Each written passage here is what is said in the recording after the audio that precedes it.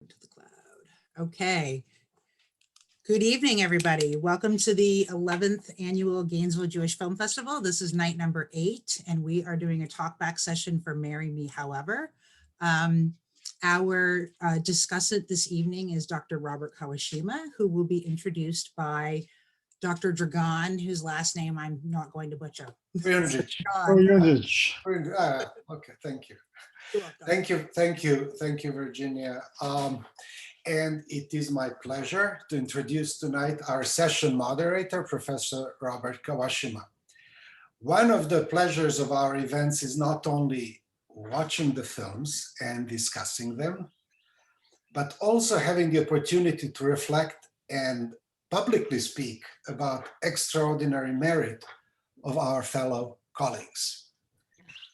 Robert teaches in the Center for Jewish Studies and in the Department of Religion at the University of Florida. He has written a critically acclaimed biblical narrative and the death of the rhapsode published in the distinguished Philosophy of Religion series at Indiana University Press in 2004. And now he went for a twofer in the same series with the Archaeology of Ancient Israelite Knowledge, which is forthcoming next year. The doyen of the study of religion and narrative in this country and internationally, no less a figure than Professor Robert Alter, went on public record to call Robert Kawashima the best scholar of the study of Bible and narrative of his generation. I didn't know that. You don't read internet, you don't troll enough. So yes, live with it. If Robert Alter wrote that about me, I'll just put it on the wall, frame it and retire. Robert Kawashima wrote numerous pioneering articles in distinguished venues, not only in the field of the Hebrew Bible, but also dedicated to issues of narrative in many comparativist fields, like, for example, the study of Marcel Proust. Of particular relevance for the film we saw, or we are about to discuss, is Robert's essay, Could a Woman Say No in Biblical Israel? On the genealogy of legal status in biblical law and literature, which is of direct relevance to our topic tonight, which is concerning gender and the law. We could not have hoped for a better discussant. Thank you, Robert, for accepting to moderate tonight. Okay, so this is oddly formal and informal at the same time. So I wrote up some comments. I'm going to talk for, I haven't timed myself, so probably 5 or 10 minutes of remarks, and then we can go into question and answer. So as you now know, I do not work on Orthodox communities in Israel. So I approached this text, this documentary, as a literary text with implicit and explicit biblical references. So that's my approach. If social sciencey questions arise, I have already asked Jack Kugelmas to intervene and enlighten us, because I don't do social science. So, so the first thing I want to talk about is the English title, Marry Me However. Towards the end of chapter 1, there's a support group. There are several men, I think it's Passover, they're hanging out in the park somewhere, sitting on the grass, and they're exchanging stories. And one of them recalls telling his girlfriend, or maybe fiance at the time, he comes out and says, I'm gay. And then she says, marry me, however. So you can sort of understand how that line works as a title for the movie, given the issue involved. But by a happy accident, I first started watching this movie in the original Hebrew version without subtitles.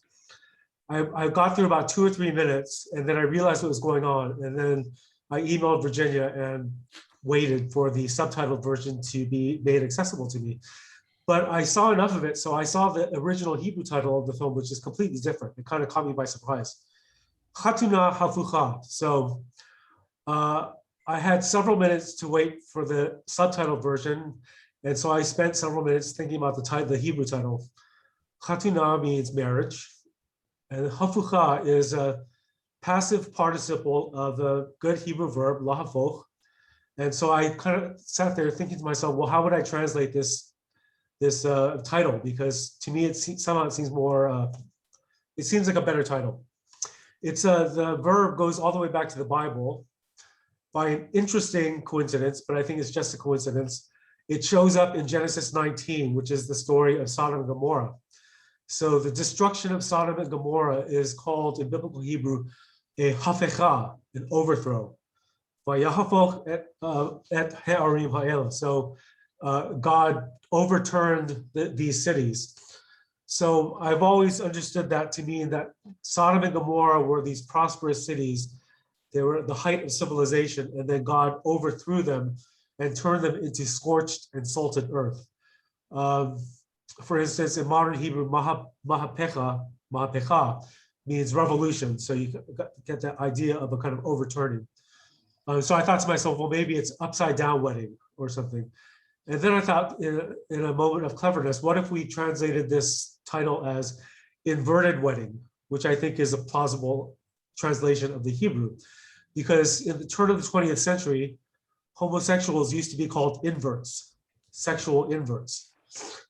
Proust himself, when he talked about homosexuals, would write about the inverti. So, but then the answer to my question comes in the very opening scene of the film, when the father and son are driving, and the father is reminding his son about the divorce, and he asks his son, do you remember the puppet show that I did to explain why mommy and daddy aren't living together anymore, why we got divorced? And the son turned to him and said, because you turned gay, nehefachta lehomo.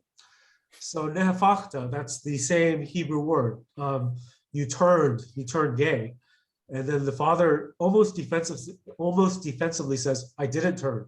Lo nehefachti. I gradually came to realize things about myself and so forth. So I suppose that means that we should translate the title as turned wedding or something to that effect, right? So it seems to me the film as a whole shows how Orthodox Israelis are trapped by a kind of reproductive imperative, largely thanks to the Bible. So if you think about Genesis 1, be fruitful and multiply and fill the earth. Or Genesis 2, therefore a man leaves his father and his mother and clings to his wife, and they become one flesh. Or if we turn forward to God's promises to Abraham, Genesis 15, your descendants will be like the stars in the sky, if you can count them. So I think one of the opening lines is it's like the mission, the goal of human life is to reproduce. If I'm not married, that first character says, why am I here, right? So, and even at the end of the film, one of the gay men that were interviewed, he divorces, I think he turns secular, he finds a boyfriend, they're living together, and he still says that, well, my partner wants to have children, and I want to continue to have children as well. So it's so deeply ingrained that even after this man leaves his marriage and leaves his, at least a practicing religion, he still feels that kind of a deep impulse to reproduce. So some sort of profound, deep need to have children, to get married and have children. So let's see, the first chapter is called, the English title at least is Either I Marry Now or Let the World Be Destroyed, which is a very odd thing to say. I think it has to do with a biblical reference. So in that chapter early on, there's a scene at some sort of gay rally, probably Tel Aviv, and the speaker is recalling his friend. They both went to conversion therapy. The motto was something like change or die, change or die. And he said his friend took it to heart, and he eventually committed suicide on the week where the Torah portion was Noah. So that seems to be the clue. From what I can gather in these Orthodox communities, it seems to me that the homosexuality is interpreted through the Noah story, and more precisely through the first 4 verses of Genesis 6, where it goes something like, the sons of Godkind saw the daughters of humankind, that they were beautiful, they married, they had sex, and they gave birth to the Nephilim, the giants. So we would call this kind of miscegenation, right? This, a mixture of things that shouldn't be mixed together. And then the very next verse, I'll read it to you.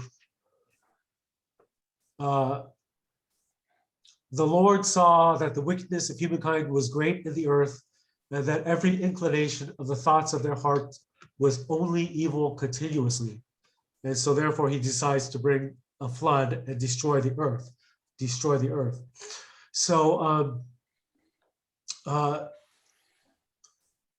I think that therefore homosexuality in these communities, I can't speak about Israel in general, but just to judge from the documentary, the act, let's call it a sexual perversion between this intercourse between celestial beings and terrestrial beings. Homosexuality is, I guess, is analogized to that event, which apparently led to the flood, because it directly precedes the judgment of God in 6 verse 5, and the perception that he needs to kill all human beings, right? Because they're so evil. So I suppose the reasoning goes that homosexuality might destroy the world, just as the spawning of the Nephilim did back in Genesis. And I did notice on 2 occasions that when these Israelis talk about gays, the language from the flood story just seems to spontaneously rise into their lips. So for instance, early in, or somewhere in the first chapter, there was this rabbi who, when he was younger, was quite clearly homophobic. And then now later in life, he's become more open-minded and liberal. And so he says something like, when I was young, I was sure that homosexuals were retards or retarded or something, but I couldn't catch the Hebrew word, but that's what the subtitle said. And then he said, but all of a sudden all these gays started coming and talking to me and asking me questions. And, he called it a flood of gays, mabul, which is the biblical Hebrew word for a flood. And then later, a gay man recalls telling his wife that, he accepts now that I'm gay and I have to get divorced and so forth. And then she responds, well, if you do that, you're giving into your negative self, which in the Hebrew was Yetzer Hara. And again, this is the language from the flood story in 6 verse 5, which I read to you just a minute ago. Every inclination, Yetzer, of the thoughts of their heart were only evil, Ra, all the day. Yetzer, Ra. So I think that at some profound level, this interpretation of the flood story has, suffused the discourse surrounding homosexuality with this biblical language surrounding Noah, the flood, and so forth. Okay, so my final set of points. The most surprising thing to me in the film was the idea that these marriages are a form of rape. So Dragan was quite right to bring up that article that I published however many years ago. In the first chapter, one of the men interviewed said, you have sex with your partner because she wants it, but for me, it felt like a rape, right? So the man felt like he was being raped.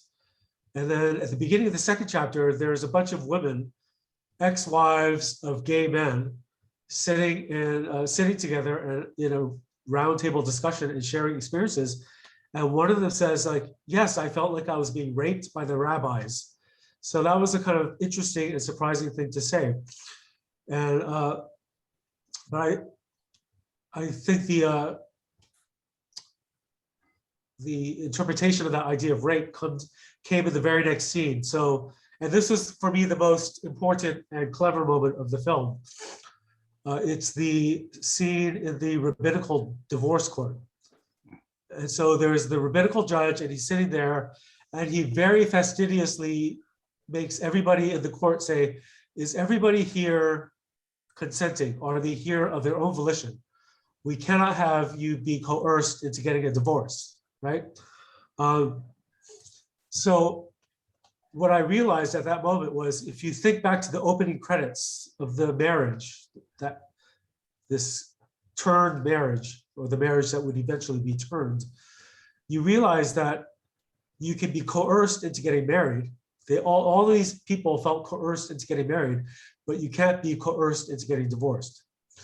And so if your marriage is coerced, then all of the sex that takes place in that marriage is coerced, and therefore it's rape for both partners, right?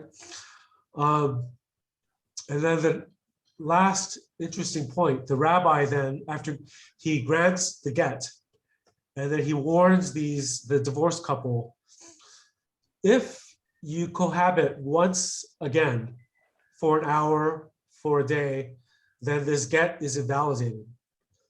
So that's interesting. So what it means is, for these communities, the natural state for a man and a woman is to be married and to bear children, and anything else is more or less perverse, right?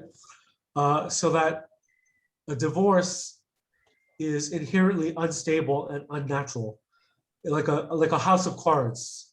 And if you do anything to disturb your divorce, you have a little bit of a dalliance in private in your house, that it's like pulling the card out and the whole thing collapses, because divorce wants to resettle into its natural state, which is heterosexual marriage, right? So that's all that I have to say about this film. And then questions and answers, or attempts at answers. Thank you, Robert. Robert, I just want to say that in Israel, the term for coffee, what's it called? We get not cafe au lait, but the other thing is cafe hafuch. Macchiato, I have no idea what you're talking about. Not macchiato. We know the whatever it's called. Latte? Latte. Cafe hafuch, and in Dutch it's for verkeerde coffee. It's upside down. What's the explanation? Well, it's just this idea of upside down. I mean, it's what you were pointing to the use of the term, this upside down term, and the milk in the coffee or something. Yeah. It's also, I mean, you pour in the milk first and the coffee later, or whatever, or the opposite. But it's, you do something the opposite of how things are normally done.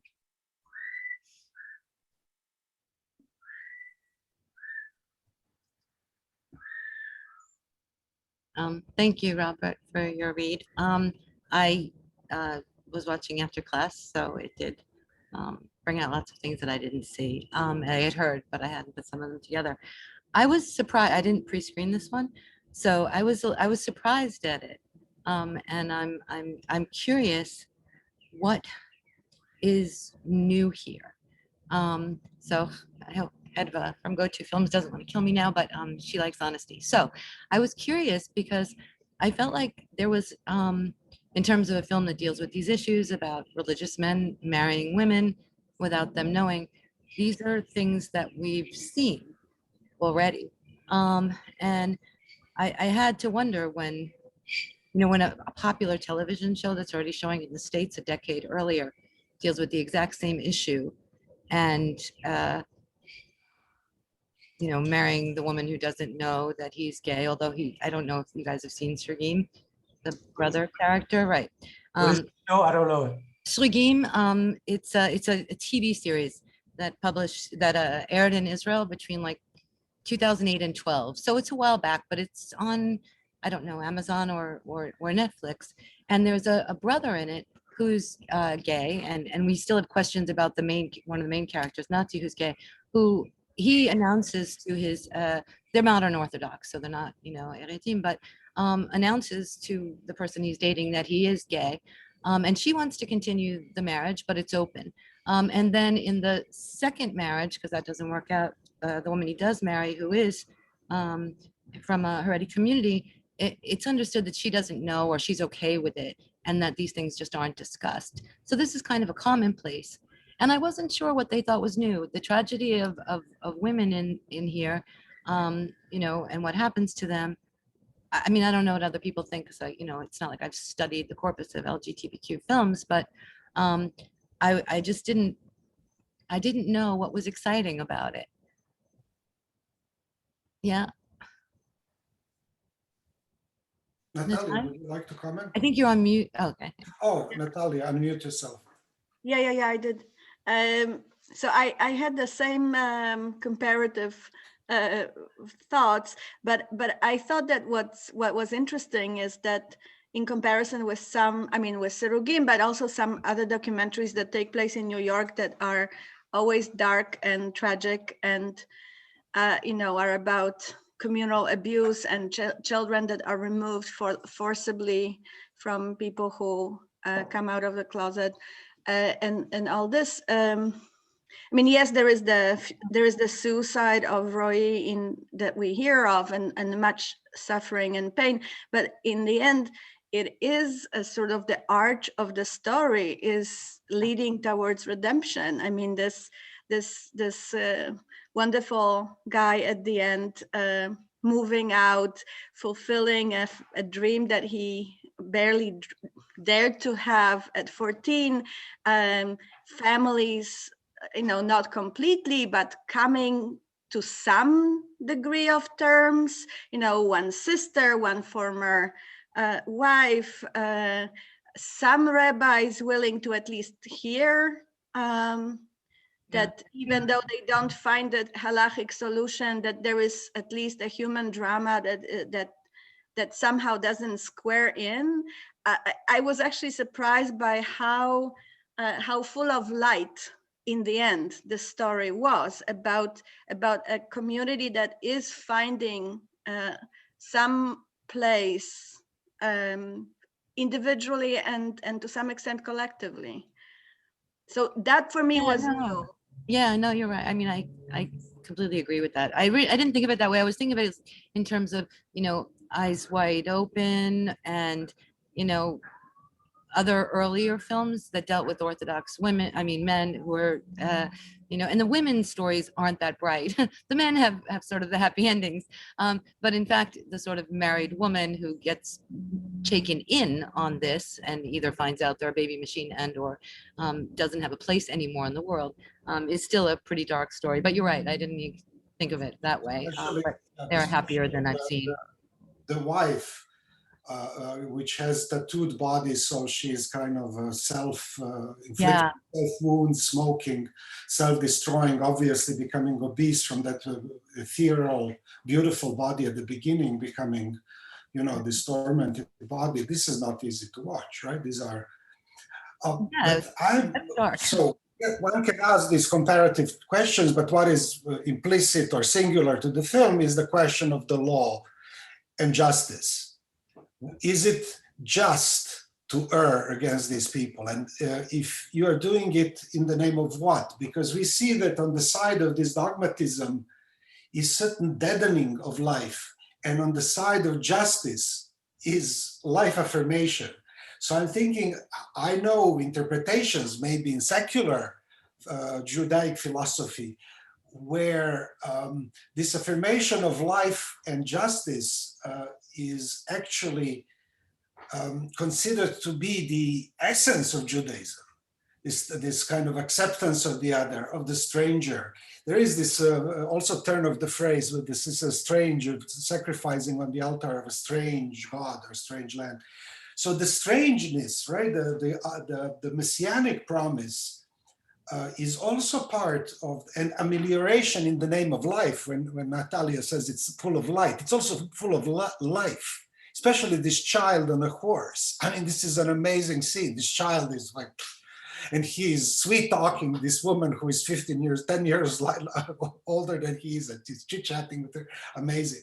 So I'm thinking of these limitations of this version of Judaism at least to me, because there are interpretations of Judaic law precisely along the lines of gender and very often effeminated kind of interpretations of the biblical tradition and the law. When Levinas says in Judaism and women that women make this world habitable in comparison to the world of prophets, the rigorous law and so on. Here it is the case that it is the women which make it habitable. The discussion of these rabbi women or wives of rabbis are much more accommodating and life-affirming than the discussion. I had exactly the same observation that whenever there are rabbis Men, right? approached, even when they on a sort of human level try, they ultimately just bounce off what is written. And these women, I mean, this is also fascinating, this kind of new territory of halachic authorities that are beginning to function in the Mizrahi, in the sort of religious Zionist circles. They're not just wives of rabbis, their husbands might be rabbis, but they have independent status of their own. Right.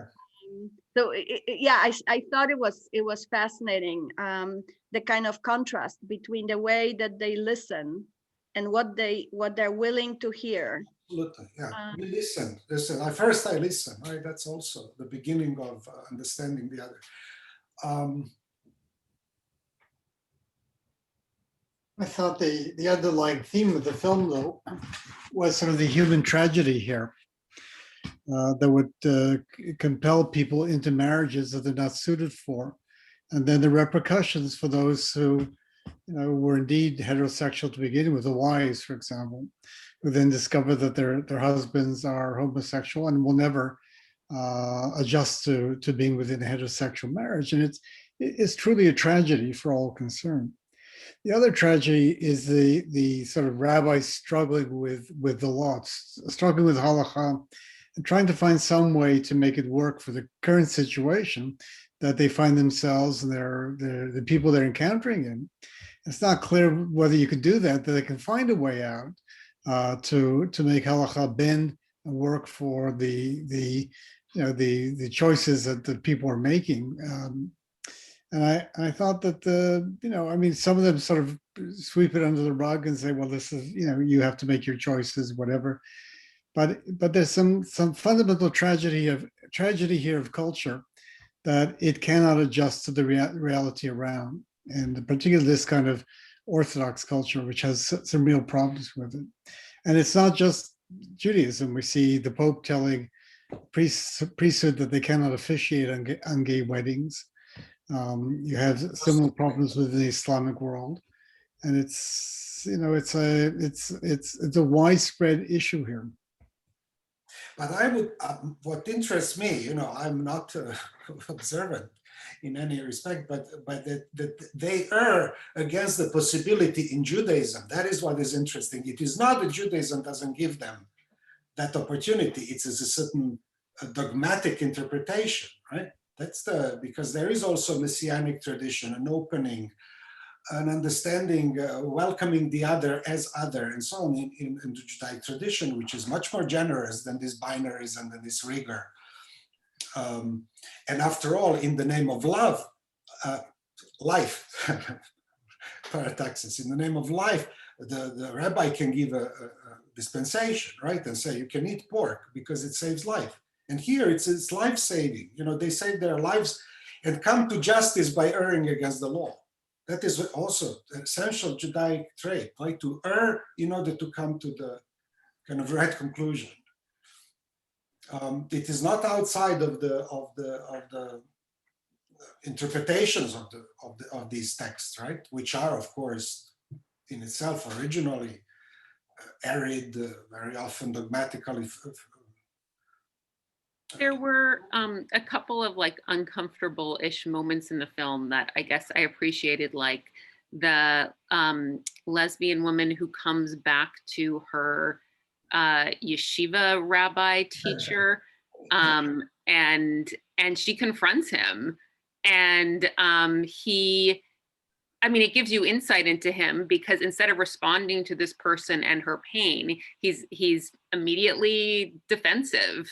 Yeah. And is sort of like, I don't know how you could misquote me. I mean, she believes she was hurt by this experience in yeshiva and what some of these teachers were telling her, and he couldn't respond to her on that level. He was just sort of like, you're misquoting me, even though it's impossible for me to believe that he didn't say some version of that. And that would have been completely normal, I think, for someone in his community to have said that sort of 15 or 20 years ago. So I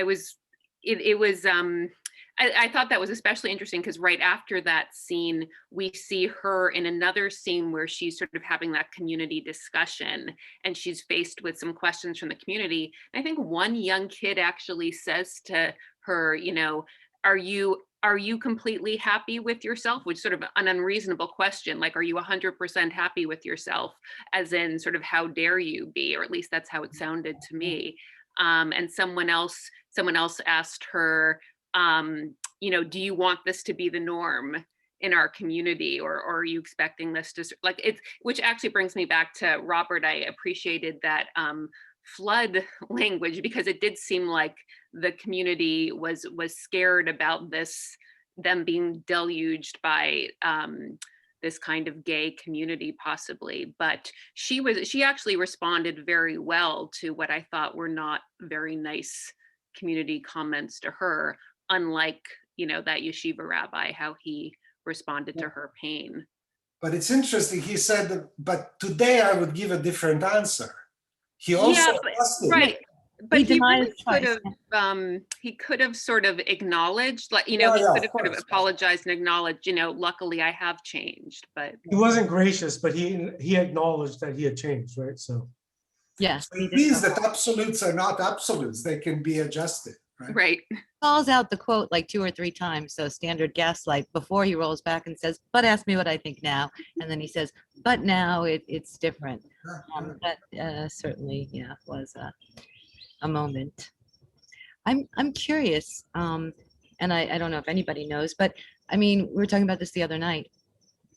LGBT community is kind of comfortable in Israel. It's okay. We've seen it. We're used to it. It's in films. There's no issues. The majority of Israelis support gay marriage. But I wonder, given that there are these sites now, where gay Orthodox men can meet gay Orthodox women to marry, what would be the opinion on these kinds of marriages, religious marriages of gays? Because there are now these networks that are developing. And I don't know if anybody knows. I mean, I know that gay marriage is supported, but gay religious marriage by the general population. Any reads on that?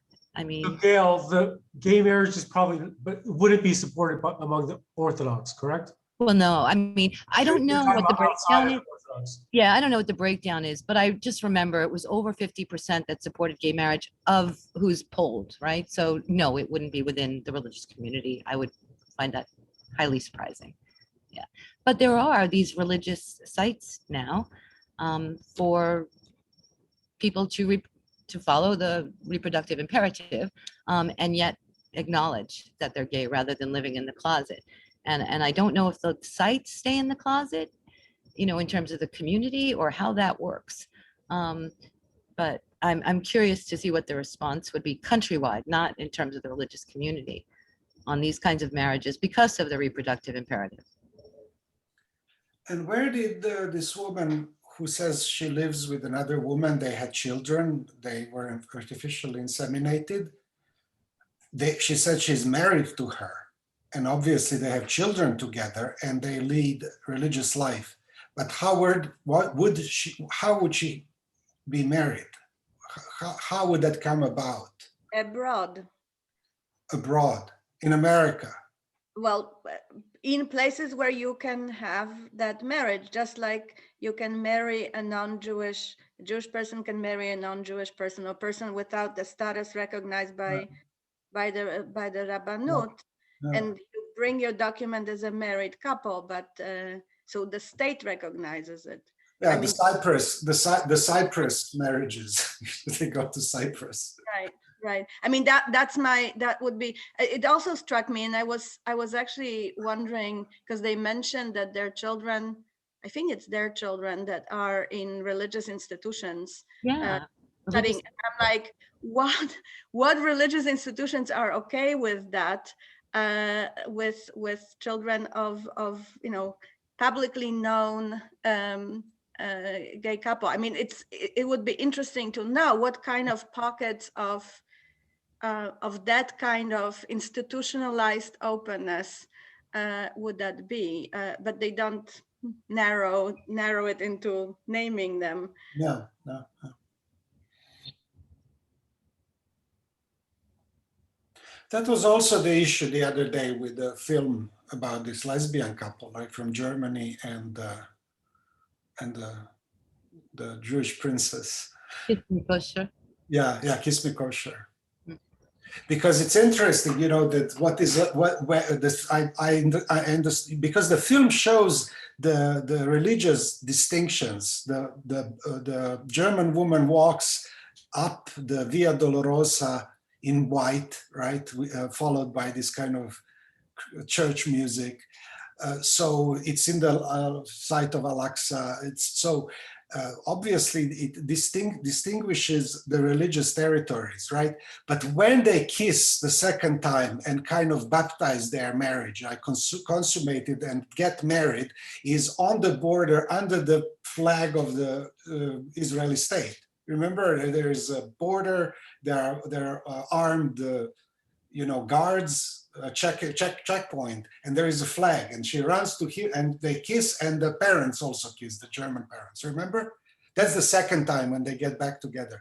So it is kind of benediction, a secular benediction by means of film under the banner of the state of Israel, right? State can accommodate, but even though the state still doesn't accommodate kind of legal marriage, but it is kind of accepted. It's a cultural kind of.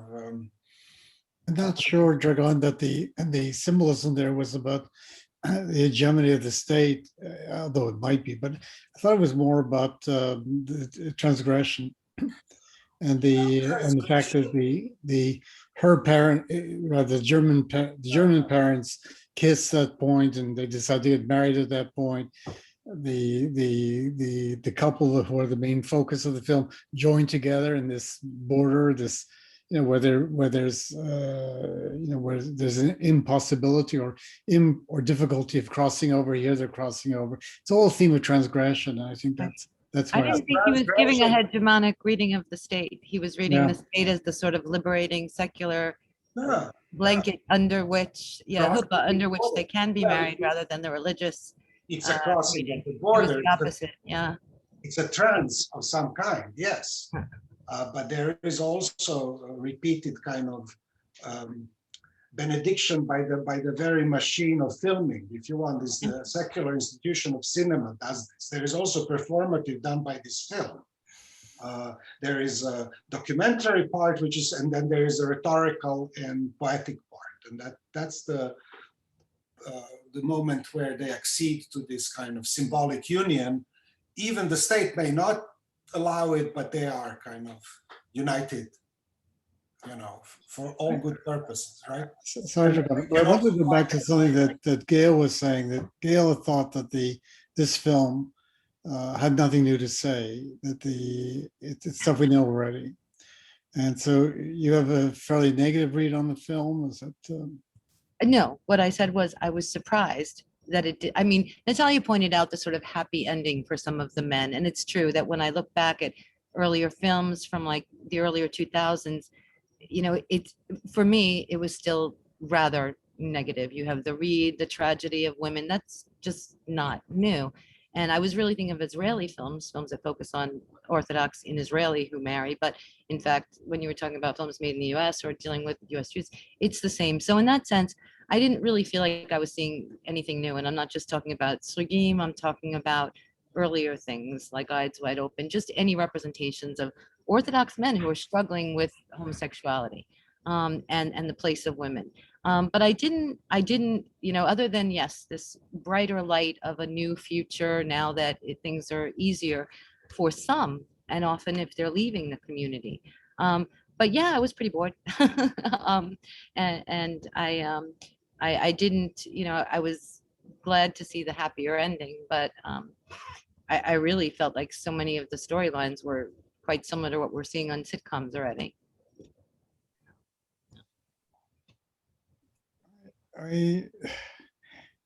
It doesn't take much to get you bored with a film. I know.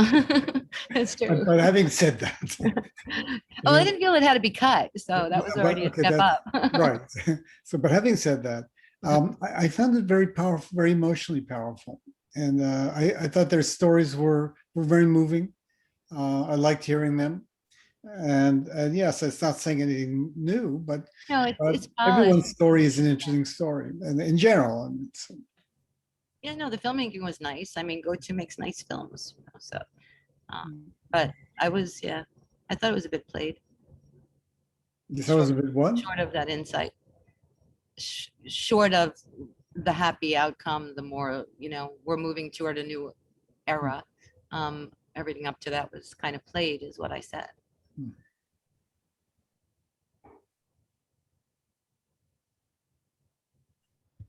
Robert, what did you think of the film, Robert? Actually, I don't watch a lot of Israeli things, but I agree with Gail that, it's not a profound film. I think it's sweet and charming. So like you, I think it was emotionally, whatever, uplifting or something. I don't know. And then I do think the inclusion of the divorce thing was clever. So as a comment on what's going on, but otherwise, I haven't seen a lot of these films, so Gail can speak better about the corpus, but I hadn't heard actually much of these female perspectives, which I appreciated. I thought they actually did a lot with that and showed how much, so it's not just you who's having a tough time, but this whole other person is now brought in, and that was pretty powerful, I thought. Yeah, the discussions about coming back for the mikveh, Yeah. to an empty home and so forth. So Yeah, that was. And sweet. voicing of female desire and need, which is not met, right? That's rarely heard, right, in this. Natalia wants to say something. Natalia. No, I agree with these female voices, and I thought this was actually a moment at which my makeup was in great danger of watering down. The scene on the sofa of the previously married couple when they give each other. Oh, this is yeah. It was, I thought was something that I haven't seen, because these were usually stories of anger and pain that could not be bridged, and there is anger, but it's also so clear that there is so much tenderness and affection, and and the tattoos are beautiful, and I thought it was an extremely moving moment. Yeah, it was touching. I still think, we're getting that in sitcom, because if you look at, what was her name, Ruth and Roy, they're tight, and they're showing us that this is an everyday occurrence. These kinds of couples who are seriously bonded, but the woman is aching because she's not getting what she needs. And at least, Roy has the common sense to go to somebody who notices it less. But I think it's passed that far into culture where, I am glad it focuses on the women, because I think that is where the most violence occurs. The men are violenced by society, but then they enter a system where they perpetuate it on others, and hence the rape terms. But yeah, I was surprised. I thought it would have, I thought there would be something different. And again, I'm always surprised if I see the film the first time for the festival. So, I also like the little Rennie. I think that that scene, that son at the end, which is life, which is now kind of liberated from the shackles of law. Of this, he lives in divorce. He's kind of an outlaw, on this horse, like a West, Wild West. And that is the affirmation that is possible. Who is to say that this is some kind of seed which goes to waste? This is a beautiful young man who is thriving now, intelligent, life affirming. And I think that depends on that note. But it is a statement that sometimes you arrive precisely. This is justice, right? It is just that they are not married, right? And maybe because they're not married, it's possible to raise this child in this manner.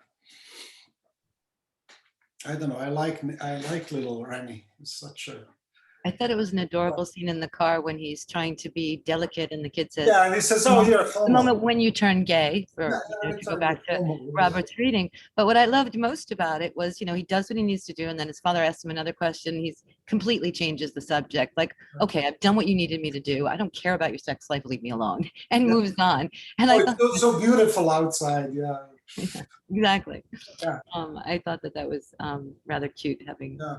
being a parent and knowing that that dismissal.